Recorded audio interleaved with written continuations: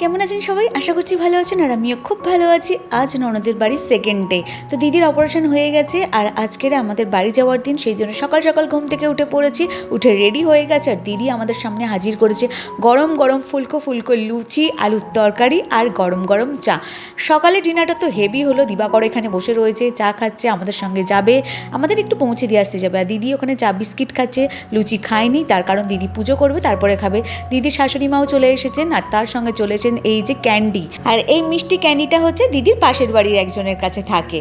এই যে গায়ে চাদর দিয়ে বলবে, এই গরমকালে চাদর দিয়ে সুইট 16 চলে যাচ্ছি, টাটা। দিদিকে খুব মিস করবো।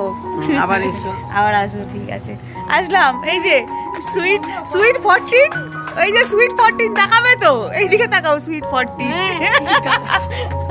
সবাইকে টাটা বাই বাই করে দিয়ে চলে এলাম। এই যে ছোটবাবু আর দিদিকে রিক্সায় তুলে দিলাম আর আমরা হেঁটে হেঁটে এসেছি ওখান থেকে, কারণ ওখান থেকে রিক্সা ভাড়া না 30 টাকা করে, 60 টাকা দেওয়ার আমার কোনো ইচ্ছা ছিল না, সেই জন্য আমি আর দিবাকর হাঁটা মেরেছিলাম আর দিদিকে আর ছোটবাবুকে তুলে দিয়েছিলাম রিক্সায়। রিক্সা থেকে নেবে আমরা উঠে পড়েছি টোটোয় থেকে নেবে আমরা এখন যাচ্ছি মেট্রোতে। আর এই স্টেশনটার নাম হচ্ছে রবীন্দ্র সরোবর মেট্রো স্টেশন। আর আমরা যখনই চলে এসেছি এখানে আসা মাত্রই আমরা মেট্রোটা পেয়ে গেছি, মানে সঙ্গে সঙ্গে মেট্রো ঢুকেছে।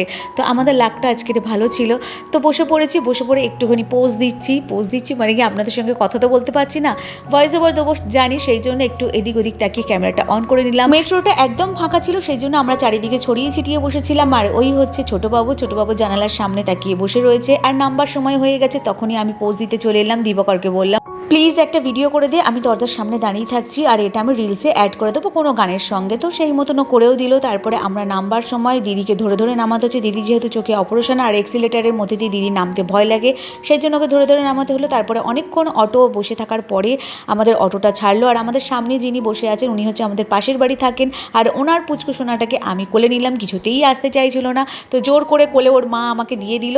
দেবার পরে দেখলাম চুপচাপ শান্ত হয়ে বসে রয়েছে, যে মুখটা একটুখানি ছোট হয়ে গেছে, মাকে ছেড়ে অন্যের কোলে বসে আছে। পুচকু সোনাটার মুখটা একটুখানি হয়ে গেছে। তারপরে আমরা অটো থেকে নামলাম, নেমে একটু চিকেন নিয়ে নিলাম, জানি না বাড়িতে কি থাকবে না থাকবে, সবজি টবজি, সেই জন্য চিকেন নিয়ে নিলাম। বাড়িতে এসেই মাত্র হাত পা ধুয়ে জামা কাপড় ছেড়ে আমি রান্নাটা বসিয়ে দিয়েছিলাম, কারণ রান্নাটা আগে করে নিলে একটু শান্তি, সবাইকে খাবার চাইলে দিতে পারবো। তো সেই জন্য রান্নাটা করে নিলাম। রান্না করে নিয়ে আমি স্নান করলাম, মা তো উপরে উঠে পুজো করতে পারে না, স্নান করে নিয়ে পুজো টুজো করে খাওয়া দাওয়া কমপ্লিট করে নিয়েছি। কমপ্লিট করে নিয়ে এখন সোজা চলে এসেছি বিছানায়।